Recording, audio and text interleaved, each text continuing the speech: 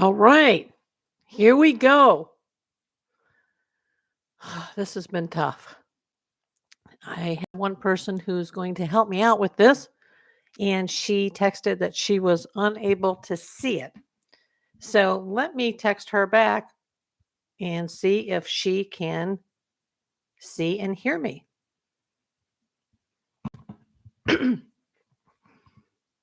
We're learning.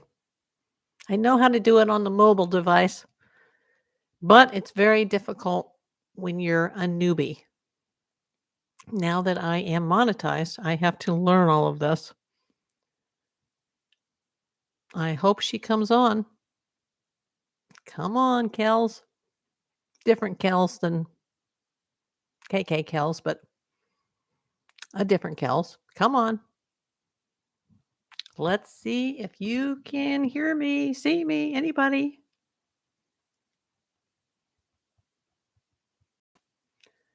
Hello. We got to get this started. This is my third attempt. The first one, she said she couldn't see it. And the second one, I was trying to, it wasn't showing my camera and my mic. She says she can't see it. Okay. Well, this will give people a few minutes to come in. I need someone to hear this crazy story. Come on in. Hello. Go to my channel and under videos, click live. You should see it since you're subscribed. Well, I am live. Come on. And we can't edit these lives.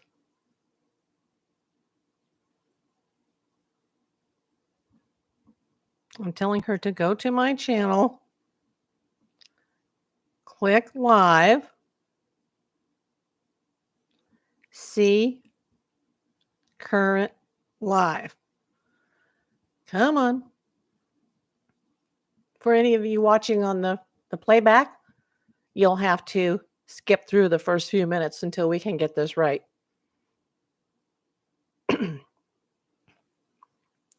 She says, let me retry. Come on. This will be a short one. This may be deleted, excuse me, if we can't get her to get on. Are you there, Kels? There she is. Now, you'll have to go and delete the first 2 minutes and 57 seconds of this video on the replay. I don't know how to do it either. I just hit my 1,000 subs, and thank you to all my subscribers and my new subscribers. I have done a mobile live from my hospital bed, but this is from my desktop computer. So I have to learn all the new settings and how to do this. Eventually, I'll learn to do StreamYard, and I'll be able to bring other people on the live with me. Now, Catherine Ray, do you hear the sound? Do I need to mute myself or do you hear me? Let me know in the chat. Okay. Can you actually hear the audio, Catherine Ray? Let me know. Perfect sound. Okay. I'm surprised because I'm using my cheap $15 Amazon mic. Let me tell you, now that I'm monetized, if and when I see my first check, I'm going to buy a Yeti microphone.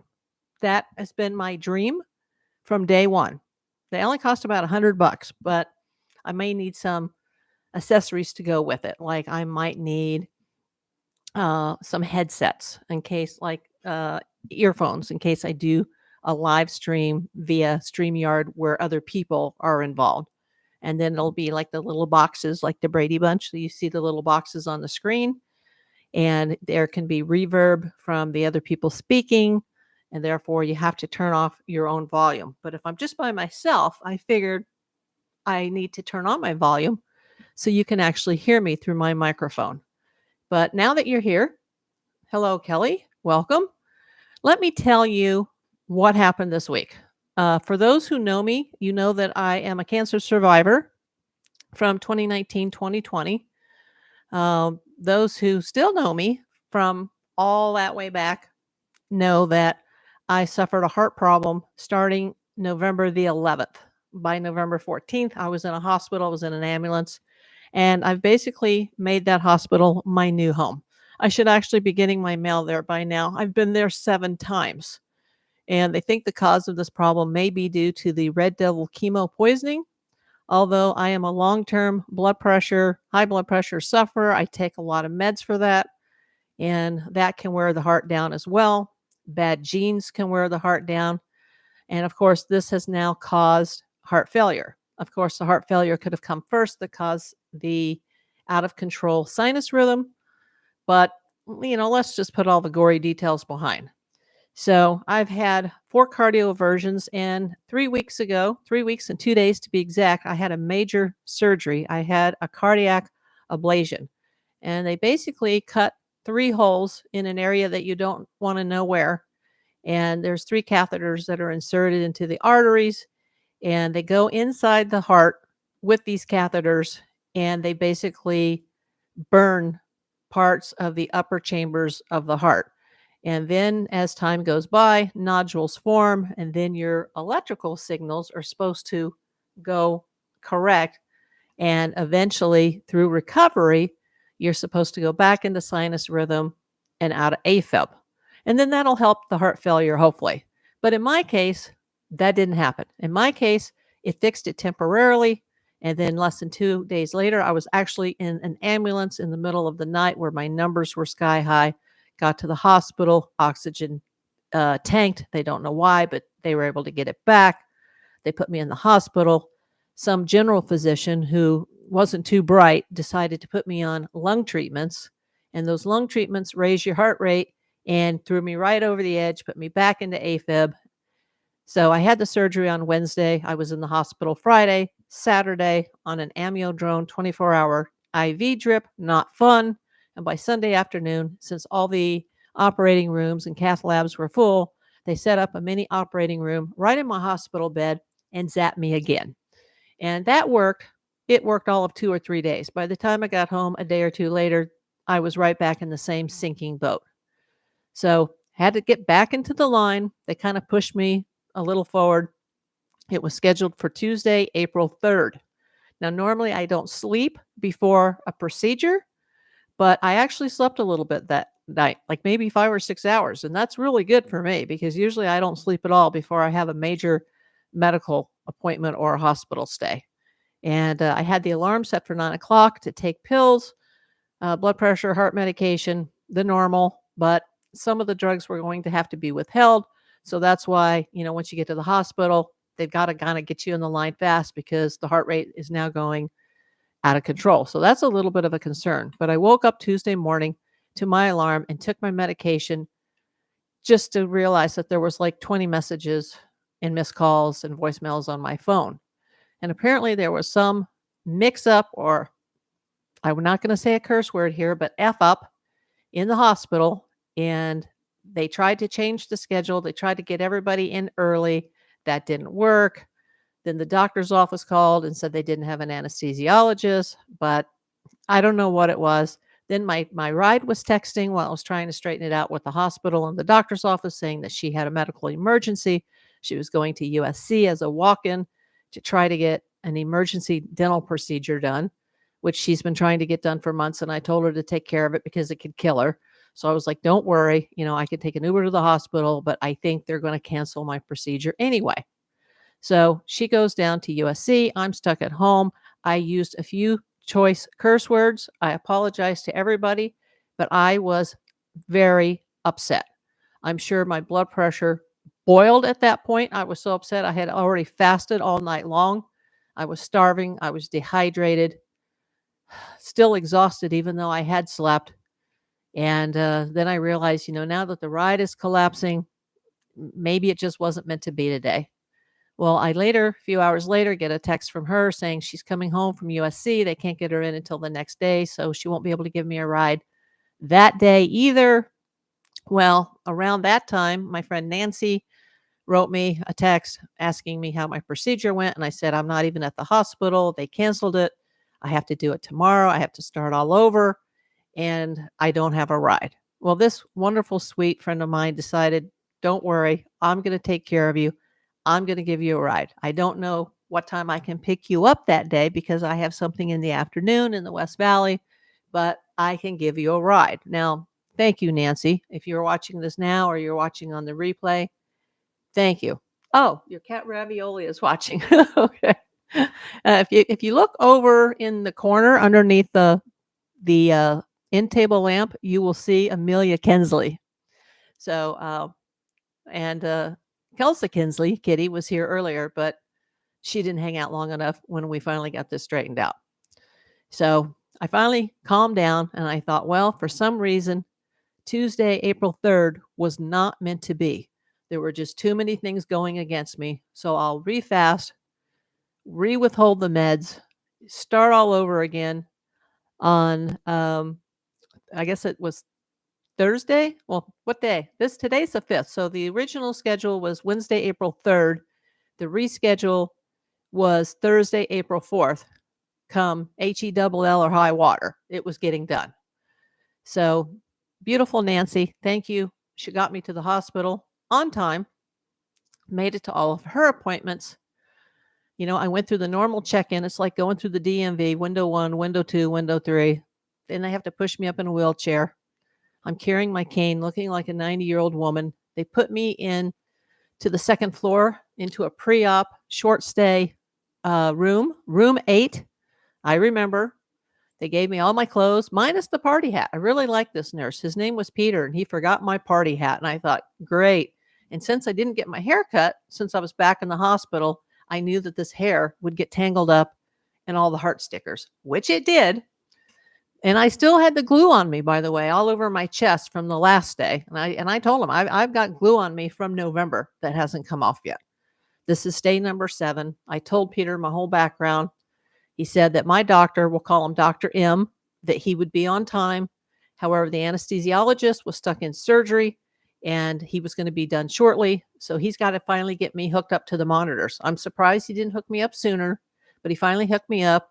They were basically setting up a mini surgery room in my short-term bed. So I was not in an operating room. I was not in a cath lab. I was in the short stay bed, just with a little curtain. It doesn't even have a door. It just has a curtain, stripped down to my underwear with my little gown on and my little non-slips, non-skid socks. Was told to use the restroom before they started my IVs and got everything going. Of course, after they started all that, what does the IV do? It goes straight through me. I need to go back to the restroom, go back, take care of that, hobble my way. The nurse is carrying the IV. And I'm starting to feel a little better at that point because I was so dehydrated. And I even begged for ice. I said I wouldn't swallow it. I won't eat it, but just give it to me because I need to put it on my lips. I'm so dehydrated. I just, like I'm going to pass out. I'm so dehydrated. And, but the IV was starting to work. And he's looking at the monitors. And then he's like, yeah, you're really out of rhythm. Like, this is really bad. And I'm like, I know. I got rhythm issues. I've got blood pressure issues. Then my blood pressure was sky high. And they said, no, it's not a big deal because you're in a hospital. You're nervous. And I'm like, I'm not that nervous. It shouldn't be that high. And they're like, don't worry about it. When you wake up, it'll drop. It'll drop dramatically. Like, we don't want it to go too low. So we're not worried about your pulse rate. We're not worried about your extremely high blood pressure at the moment. And, they start getting me ready. And at some point, the guy says, oh, I see Dr. M now. He's walking down the hallway. And then he makes a turn, looks at my monitor one more time, and has a funny look on his face. Of course, at that point, I'm scared to look. I'm scared to turn around because I'm thinking, oh my God, what has happened now? And he looks and he says, you are back in sinus rhythm. And I said, you're kidding me. And he's like, no, I am serious. He said, you were really out of rhythm just a few minutes ago. And then I saw Dr. M and I looked up and he goes, you're 5 or 10 minutes away from anesthesia and you're back in rhythm. At that moment, the doctor comes walking through to do my procedure where they're going to shock me. It'll be cardioversion number 5. And this is after I've already had one in January. I had 3 of them in March, plus the ablation. 2 of them were the same day while I was in the ablation. One was a few days after the surgery. And now here I am in early April, a week ahead of my birthday, thinking this is never going to work. It'll work temporarily. I'll go home. And 2 or 3 days later, it'll pop right back out of rhythm and I'll be back in the same sinking boat. At that point, just wanting to drown. But went back, looked at the monitor. It looked normal to me. The doctor walks through the door. He's shocked. He has a big smile that comes across his face. He's got to be back downstairs in the cath lab or the operating room in 15 minutes. So he's got to make a decision really quick. And they obviously can't defibrillate a heart that's pumping properly at that moment. Well, it might not be pumping properly, but at least the rhythm was back. It's called sinus rhythm. So it's either good or it's bad. And at that moment, it was great. So here I am back, lying in the hospital bed. The anesthesiologist is literally in the elevator. He's on his way. He's due to be in my room at any moment. And my doctor, Dr. M, who is the electrophysiologist or electrophysicardiologist. Yeah, that's a tongue twister. He's also an electrical engineer with a degree from Princeton, besides being a doctor and a cardiologist and a specialist cardiologist and an electrophysiologist cardiologist. I know that's a mouthful, but he orders an emergency EKG. They rush an EKG machine into my room because he's only got 15 minutes for this entire procedure. They look at it. She prints it out, hands it to the doctor, and he tells the nurse, Peter, unhook her, unhook everything, take the IV out. She can go home. Now, my ride is not going to be there till several hours later. In the meantime, she's sending me a text saying, I'm leaving the West Valley now. I think I can be there in 45 minutes. And I'm like, you're not going to believe what has just happened. Your prayers seem to have worked. She prayed with me in the car, hugged me, prayed. We prayed to Jesus. We said amen together. That Jesus and God would watch over me. I'm not overly religious. Spiritual, yes. Religious, no. But the prayers certainly can't hurt. And for whatever reason, it wasn't meant for me to be there on the 3rd. It was meant for me to be there on the 4th. And literally 5 to 10 minutes before the anesthesia was going to be, the propofol was going to be injected into the IV, my rhythm mysteriously returned. Now, this can happen for the next 3 months. It'll take 3 months to recover from the cardioversion. The bad news is my blood pressure is still high. It's not as sky high as it was at the hospital, but I did try to go to sleep last night with a throbbing migraine and my ears were ringing. So I knew that my blood pressure was high. But today, all the meds are going to be on regular schedule. Now, the opposite end of that is that now that my heart is in rhythm and I'm still taking all of the meds, including the anti-arrhythmia meds, my pulse got a little bit too low. But last time that happened, and they said, rush into the doctor immediately. By the time I got there, it was okay again. So I don't know what happened. I don't know if it was Nancy's prayer, everybody else praying for me. My sister's been praying for me. I've been praying for me. I've been praying to Kelsa Kinsley, the real Kelsa Kinsley, not Kelsa the cat, but the real Kelsa Kinsley. I've been praying to her in heaven to watch over me and take care of me and let my heart return to rhythm. Maybe it was the IV. I know that when you're hydrated, it can kick your rhythm back in. So, and I was very dehydrated, but I've had this problem since November. And all of the fixes have been temporary, and then it goes right back out of rhythm again. So why this happened, why this miracle happened yesterday, why everything fell apart on Wednesday, I guess it wasn't meant to be for me to be in that hospital Wednesday. It was meant to be for me to be there on Thursday. And it was meant to be that the anesthesiologist, who I didn't catch his last name, but his first name was Marshall, very nice guy. It was meant to be for him to be stuck in this surgery downstairs and to be a few minutes late.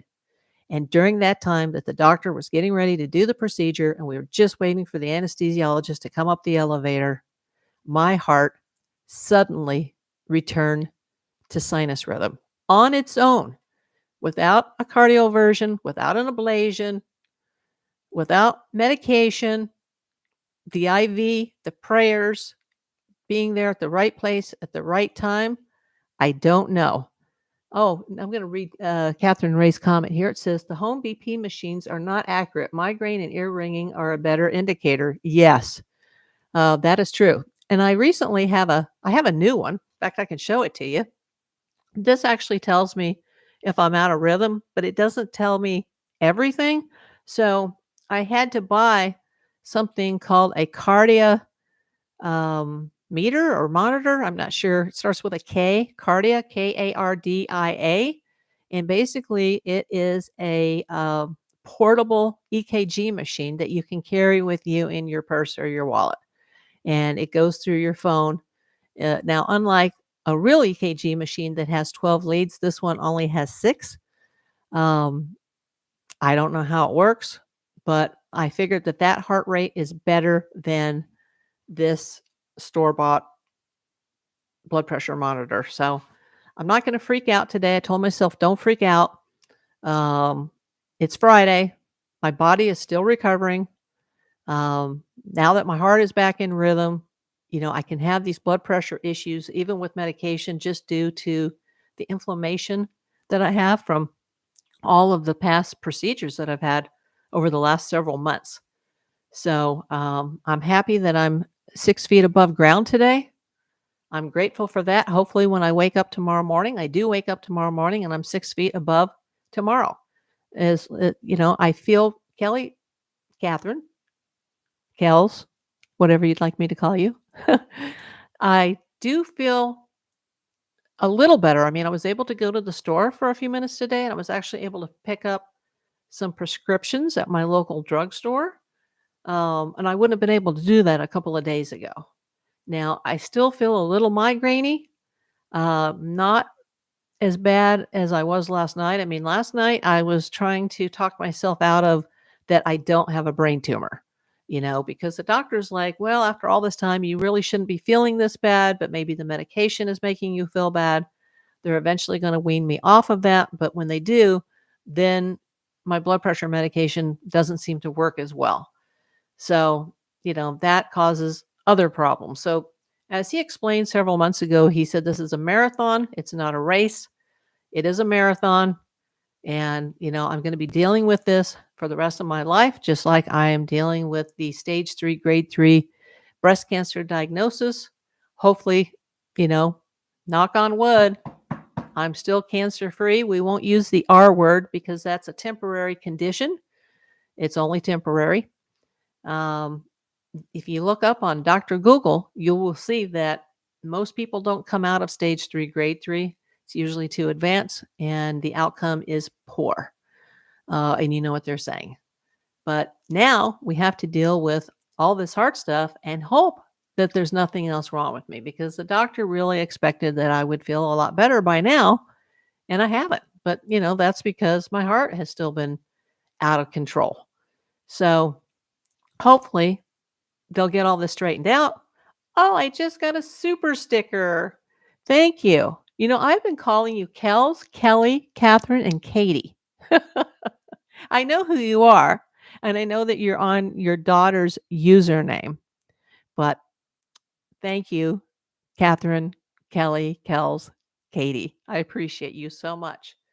I've been watching on my YouTube Studio app. I've been watching my monetization, and I think I'm at $5.25 or something, but it's only been like 5 or 6 days. And they don't pay until the first 100. So, and they take 45%. So it may be a long time before I can buy that Yeti microphone. I know when I was semi-monetized at 500, where you can actually have access to the super thanks. Well, actually all the supers in premieres, lives, and the super thanks on the videos, I didn't make a dime. So that 500 was kind of a joke, except it seemed to be a magic number for me because when I hit the 500 subs, it very, very quickly went to 1,000. But I also tried a few tricks just to get it going, and it seemed to work because I seemed to build up a lot faster than that. But thank you. That was not necessary. Miss Ray, thank you so much. And thank you to all my new subs, my YouTube family. I love you. And most of you will probably see this on the playback. Now, since I've only done a few lives, once the live ends, it will take, maybe a half hour or more for the video to process so that it will be up. You will have to click the lives tab. You won't see it under the video tab and you will not see it under the shorts tab. Once it's processed and up for replay, you will have to see it in the live tab. And if you click on comments, you'll see like a little dot below that. And if you just swipe, I can't remember if it's to the left or the right on the comments, then the chat comes up. I've heard a lot of new content creators lately who just got monetized and they're like, I don't understand why I can't see my chat in the replay because I'd like to go through it and I'd like to answer some of the questions that I wasn't able to answer during the live. But you can see that chat again. You just have to swipe on the comments.